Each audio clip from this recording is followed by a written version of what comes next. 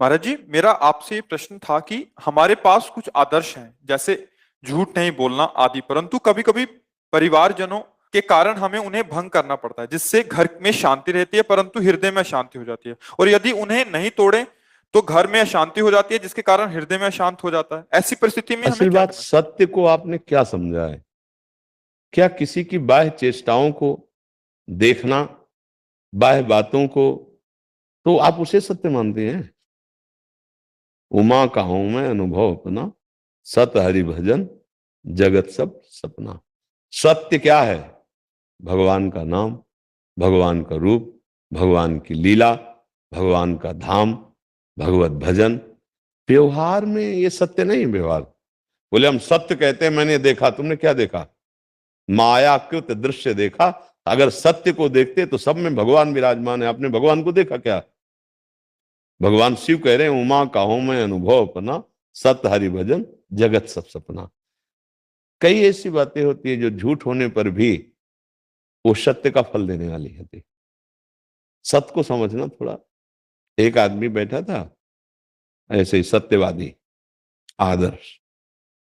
एक गाय को दो तीन वध करने के लिए जंगल से घेर के लाए थे, तो उनके घर में घुस गए। उनसे पूछा गाय इधर आई? बोले हाँ इधर हुआ। जानते हो क्या परिणाम में मिला? गौ वध का पाप उनको नरक जाना पड़ा। बहुत सत्य को समझना होगा। हाँ, किसी के प्राण रक्षा हो रही है, उस समय असत्य ही परम सत्य का फल देगा। उसकी रक्षा करने के लिए यदि हम झूठ बोल देते हैं, हाँ, भारी कोई झगड़ा होने जा रहा है, अशांति होने जा रही, हम उसे भी बोल देते हैं, उसका प्राण बच गया, वो धर्मात्मा है। वो झगड़ा बच गया जो विनाशकारी होने वाला था, जो अशांति का था। क्योंकि ये संसार परम सत्य सच्चिदानंद भगवान ही है। अगर ये जान गए तो यही सत्य है, और तो सब ब्रह्म सत्यम जगन मिथ्या। इसमें जो भी बोल रहे हो मिथ्या ही है, आप समझ लीजिए। सत्यवादी वही है जो भगवान सच्चिदानंद किसी और वाणी ही नहीं खोलता, और जब खोलता है तो हृदय की ग्रंथि तोड़ दे, उसे सत्यवादी कहते हैं। हम इन नाशवानी क्रियाओं को, नाशवान चेष्टाओं को कहते हैं हम सत्यवादी हैं। तो सत्य को क्या समझा?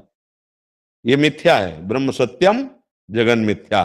तो व्यवहार में भी जहां तक हो सके हम झूठ ना बोले, जहां तक। लेकिन हमें यह देखना है कि अगर झूठ किसी के प्राण बचा रहा है, झूठ किसी का मंगल कर रहा है, झूठ किसी को भारी दुख से निकाल रहा है, तो हमारा वो झूठ सत्य का ही फल देने वाले होगा।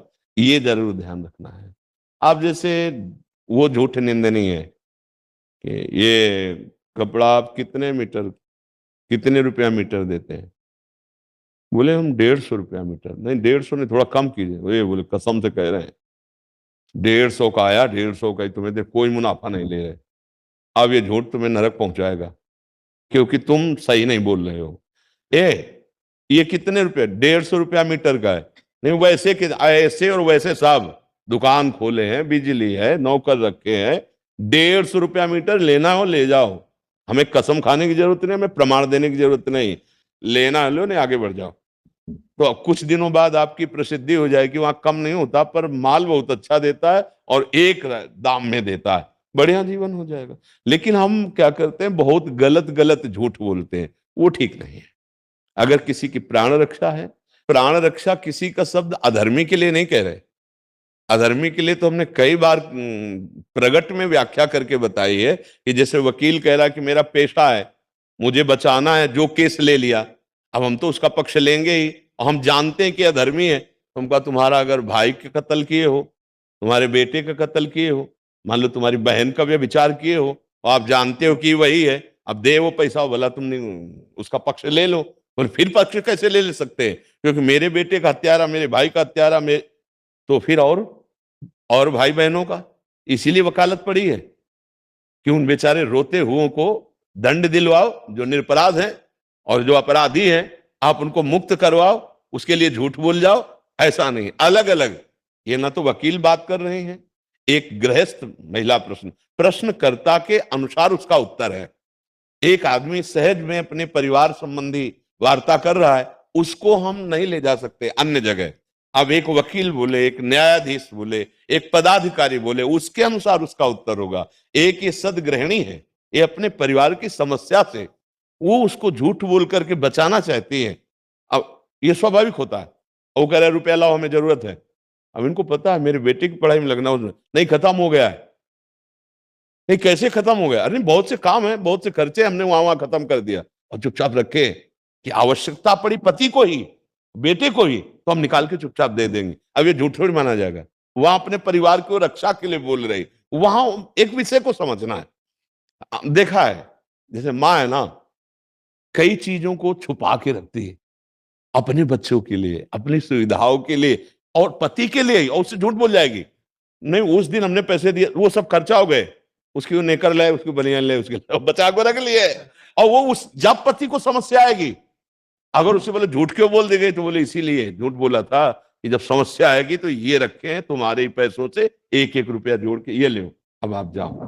तो ये झूठ नहीं हो गया, एक परिवार, एक समुदाय, वहां उसको चलाना है, उस विषय को देखना है। अब आते ही सत्य का कोई ऐसा हो कि पिटाई शुरू हो जाए, ऐसा हो कि कलह शुरू हो जाए, तो वो समन के लिए वो असत्य का आदर नहीं कर रही, पर उस समस्या का समाधान करने के लिए वो शब्द का उच्चारण कर रही। वहां ऐसी कसौटी नहीं कसी जाती। कई ऐसी बातें होती है जिनमें ऐसी कसौटी नहीं कर, हम किसी का अहित नहीं कर रहे, हम अहित होने से बचा रहे हैं। तो उस विषय को वहां देखना है। और वहां वहां रुपए की गड्डी आई है, और जानते हैं कि अधर्मी है, और जानते हैं कि वो जो परिवार रो रहा है बिल्कुल निर्दोष है, पर हम अपने बुद्धिमत्ता से उसको फंसाएंगे, उसको छुड़वा देंगे, दुर्गति होगी। वहां का विषय अलग है, यहाँ का विषय अलग है। हर प्रश्न व्यक्ति के अनुसार दिया जाता है, उसका धर्म क्या है, उस समय उसकी योग्यता क्या है, उसके अनुसार होता है। कोई कोई प्रश्न उत्तर होते हैं सार्वभौम, और कोई कोई होता पर्सनल। अभी इनका पर्सनल प्रश्न है, एक इस स्थिति की गृहिणी के लिए उस विषय की चर्चा। ये सार्वभौम उत्तर नहीं है कि सार्वभौम सब कोई सोच ले कि हाँ हम भी तो प्राण बचा रहे हैं। तुम किसके बचा रहे हो? अपने रुपए के स्वार्थ की बुद्धि रखकर अधर्मी को। अब वो वहां नहीं चलेगा, यहाँ परिवार का विषय चल रहा है।